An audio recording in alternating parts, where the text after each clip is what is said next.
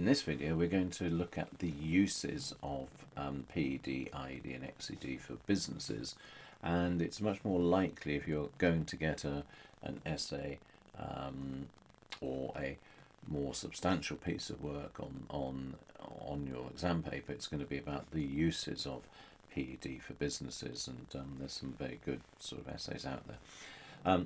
The first use for the PED is the effect on total revenue. Okay, so total revenue is the amount earned, and you sell the output at a certain price. So in this case here, you're selling 1,000 goods for 4p. Okay, so your total revenue as a firm is the area under your demand curve. So here's your demand curve. Elasticity is about what happens to the demand, okay, quantity being demanded, when you change the price. So this is about a fall in the price, and this is about therefore an increase in the quantity. Now this is a really important piece of analysis that you'll use later on in economics, and that is that if you've got a downward sloping demand curve, you are going to have to reduce the price to sell more. So you will gain the extra that you sell at that price of 3p. So you're going to gain this box here, the blue box, the revenue is gained because you're selling an extra 500 at 3p. So here's your 500 extra sold, here's your 3p that you're selling them for, that's the price. But you will also lose, so there'll be a loss box as well. In this case it's 1p for the original 1,000, so you're going to lose 1,000p. Okay, all right. So whenever you get a downward sloping demand curve, you're going to find that you get a gain box and you get a loss box, and this is the best way of actually looking at this. Now, all right, there's two effects, as I say. If it will fall, revenue will fall due to the fact that less is received from the original quantity. So this original quantity of 1,000, okay, you're getting 3p now, not 4p, so you're losing a penny there. That's known as the price effect. And there's a quantity effect. You're gaining in quantity at the new price. Okay, and you should really just be able to quickly draw an elastic and an inelastic and put the price up and put the price down. Okay, so this is the example that we'd use here. What happens if the price falls? So in this case here, when the price falls, so it's going to go down in the market, if you've got elastic demand, the price fall here will stimulate a big increase in the quantity, and so the argument is that your gain box is bigger than your loss box, in which case your total revenue will rise. Okay. On the other hand, if you've got inelastic, that's not very responsive, you will lose this box here, but you will gain this box here, but that's only a small box. Okay, so compared to the fall in the price, you haven't really stimulated a big increase in the quantity, so therefore your total revenue is going to fall because the loss box is bigger than the gain box. So always be able to find the what's happening to price on this axis here, and then this box here next to it is going to be a loss box if the price goes down. Alternative, if price goes up, as I'm about to show you, it's going to be a gain box. So let's have a look.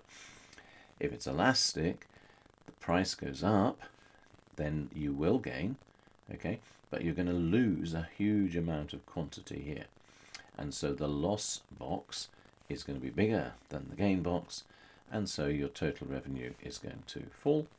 If it's inelastic, then the increase in the price is not going to lose you too much demand. It's inelastic, it's not responsive, so your gain box is going to be bigger than your loss box, and so your total revenue is going to rise.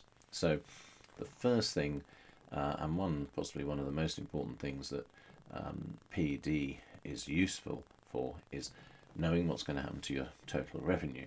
Now, you can't say much about the profit because you don't know what's going to happen to your quantity. Okay, so the effect on total revenue, I'll show you here, Okay, if the price falls, the total revenue is going to go up if it's elastic, but the quantity will also go up, so we don't know what's happening to the profit in this case. Whereas if it's inelastic, the total revenue is going to go down from what we've just said, but the quantity will go up with the price fall, so we know that profit is actually going to fall. You've got a fall in your total revenue, your quantity has gone up, so your costs are going up, so we can definitely say that profit has gone down. Whereas with the price rise, if it's elastic, we know the quantity is going to fall, total revenue is going to fall, but profits, well, we don't know, because total revenue's gone down, but so has your quantity and so has your costs. When you get inelastic demand, we know that total revenue is going to rise when your price rises, but the quantity will also go down, so we know that the profit is going to go up. So it's only with the inelastic demand that you can be certain about the effect on profit. Okay, and this here just reminds you of what we've done in the previous slide. So you really must know this slide and be able to work through the effect on, firstly, revenue, and then the effect, bring in the effect on revenue here, and then the effect on quantity linked to costs, and then say whether you know what's going to happen to your profit or not. So that's a big part of, the importance of PED to a firm. The next ones are important too, I suppose. You should bring them in. What happens to the quantity? So again, if we're going to change the price, we know what's going to happen to the quantity. Let's say we raise the price, quantity is going to go down, but the question is how much? Okay, so that's going to affect the quantity of staff that you need to employ, the amount of machines. Most of these are costs, and if it's inelastic, then it's not going to have much effect. So you might not need to employ more staff, or or get more machines.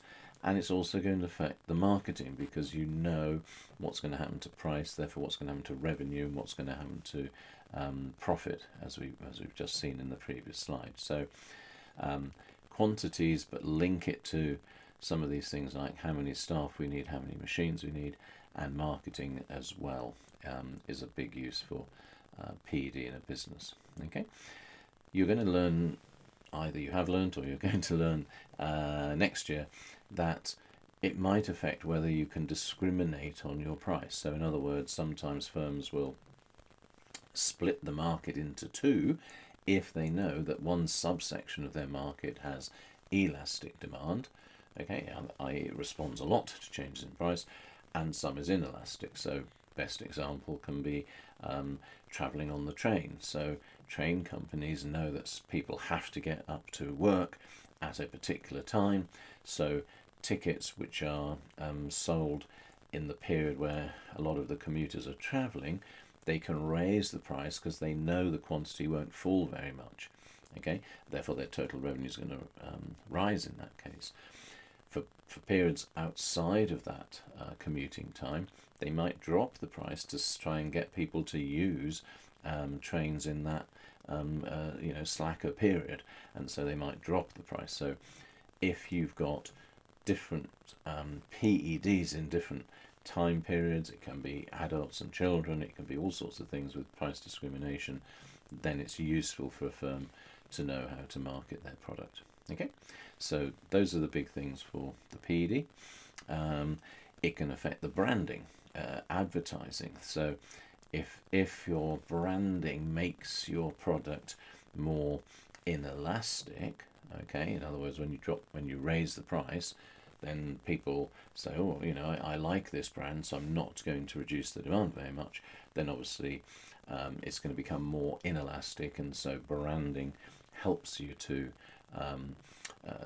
be able to raise the price and change the elasticity. So it's a very useful concept, and it's a great use for companies knowing what the PED is. One of the problems is that PED estimates are always passed in the past. So in other words, PED is usually worked out by saying, well, what happened when we changed the price last time? Okay, so last year or the year before, and of course all other factors that affect the quantity are not constant in the real world, and so PED, you can argue, isn't necessarily a useful concept for firms, but the list I've given you would say why they would be. The IED uses for firms, well, it's a very useful thing for firms. One of the reasons is that it's about people's incomes over time. Generally speaking, I know we go through periods of recession, but over time income is rising, and so you would prefer to have income elastic, okay, a very big number, and normal, i.e. a very positive number. So firms will try to get produce products that have got high income elastic IED, okay, and if they know that, then that's going to be useful for them. They know how much the quantity is rising over time and how much their revenue is rising. And also, if you know that you've got quite a low income elasticity, you can try and market your product to say this is really essential, this is not just essential, it's a luxury product, and so you can market and change the perception of products so that people will increase the income elasticity of demand.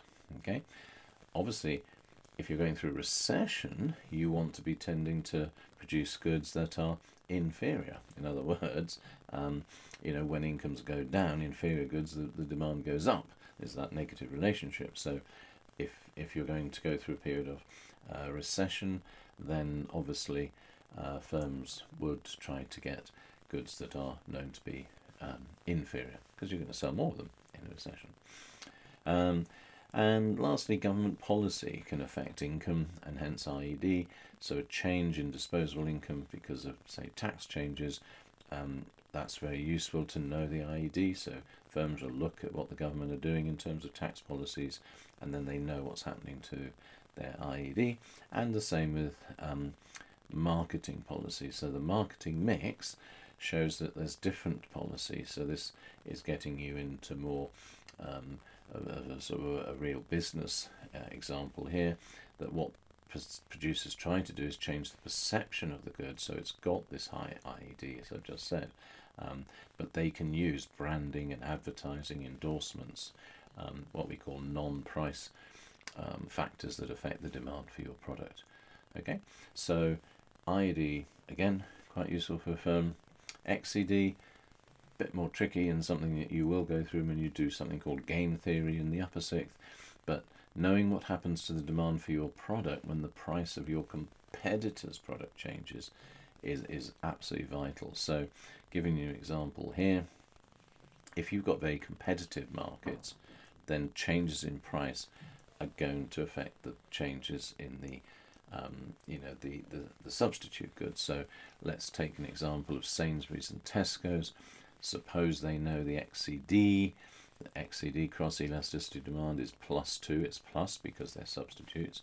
So Sainsbury's demand is going to be affected by the price of a particular good in Tesco's, and Tesco's is going to be affected, demand is going to be affected by the price in Sainsbury's. So the question would be here, from the point of view of Tesco's, if you were operating Tesco's, if you were the chief executive of Tesco, and prices were cut by 1%, then Sainsbury's are going to think, well, wait a minute, we know that the demand for our goods are going to fall by 2%. So Tesco's would definitely want to do this, because if the demand for Sainsbury's goods goes down by 2%, then the reason is that Tesco's have become a bit cheaper, relatively, so people will switch to Tesco's. But on the other hand, if Sainsbury's cut their prices, then we lose 2% of our demand. So knowing what the XED is very useful, because it knows how closely the substitutes are between, let's say in this case, Tesco and Sainsbury's. So what would you do? Well, if we found that Tesco's or Sainsbury's here cut their prices by 1%, we're going to lose 2% of our demand. So our response is most likely to be, we will cut prices too, because we don't want to lose 2% of demand. So then you get to the stage when the demand for the Tesco's goods rises again, and it goes back to where they started. But the problem is, both firms have cut their prices and you've gone back to the same sort of market share, and so therefore you're going to be making less profit. So this is going to lead into, in the upper sixth, the idea behind game theory, where you start to decide on your strategy compared to what you think the competitor is going to do in response to your strategy. So in this case, the argument might be that they should both raise their prices again, go back to where it was with a higher price, and each just having the same market share. So XED is very useful, as I say, when you're deciding on your marketing policy and your pricing strategy, because you need to know what the other firm are going to do in response to your strategy. So a bit more complicated, that one, but worth thinking about at this stage as well. Okay, so as I say, what will happen is you're both going to raise your prices again. Okay, so hopefully that gives you a good idea of the uses of these elasticities, and there's some really good questions out there about how useful is PED to a firm, or sometimes they get a bit harder than that and they become more essay-like. How useful is it to firms and to governments? And if the government comes in, then you need to start to talk about taxes and subsidies and how those are going to get affected and by the different PEDs. So PED elastic or PED inelastic, when you put a tax on a good or the government gives a subsidy. That will be another video that's going to come your way. Okay, so hopefully that helps you, and you know the uses of these elasticities to firms.